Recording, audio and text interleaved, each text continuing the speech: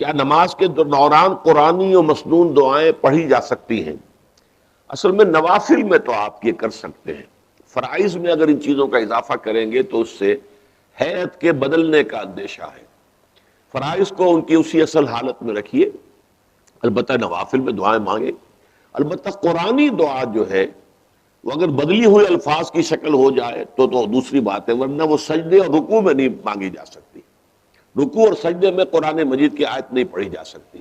ہاں کھڑے ہوئے آپ پڑھیں، قومے میں پڑھیں، جب آپ رکوع کے ساتھ ان کے بعد اٹھتے ہیں اس میں کریں، یا دونوں سجدوں کے درمیان بیٹھ کر کریں، تو اس میں یہ کہ قرآنی دعائیں بھی انسان پڑھ سکتا ہے۔ اگر پڑھی جا سکتی ہے تو کہاں کہاں، یعنی سجدہ، رکوع یا قیام وغیرہ میں پڑھی جا سکتی ہے۔ میں نے عرض کیا نا کہ سجدہ اور رکوع میں نہیں، قرآنی۔ البتہ عام دعا آپ مانگ سکتے ہیں، اللہم اغفر لی ورحمنی، اللہم اغفر لی ورحمنی، آپ یہ دعائیں کیجئے، سجدے میں پڑھے ہوئے جتنی چاہے دعا کریں، رکوع میں کریں۔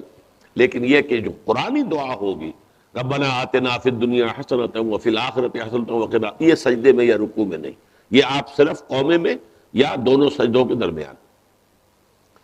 کیا قرآنی اور مسنون دعاؤں کے علاوہ بھی نماز میں دعائیں مانگی جا سکتی ہیں؟ کیا اردو میں بھی نماز میں دعائیں مانگی جا سکتی ہیں؟ میرا یہ خیال ہے کہ اس سے اجتناب مناسب ہے۔ میں اگرچہ اس کے بارے میں کوئی حکم نہیں لگا رہا ہوں، لیکن یہ مناسب نہیں ہوگا۔ ویسے یہ ہے کہ نماز کے علاوہ آپ کو کس نے روکا ہے دعا سے؟ دعا آپ 24 گھنٹے مانگیے، ہر وقت مانگیے، لیٹے ہوئے مانگیے، بیٹھے ہوئے مانگیے، کھڑے ہوئے مانگیے، باوضو مانگیے، بے وضو مانگیے، جس طرح چاہے مانگیے۔ دعا مانگنے میں تو کوئی رکاوٹ نہیں ہے، لیکن نماز میں ذرا اسی کا اہتمام کرے۔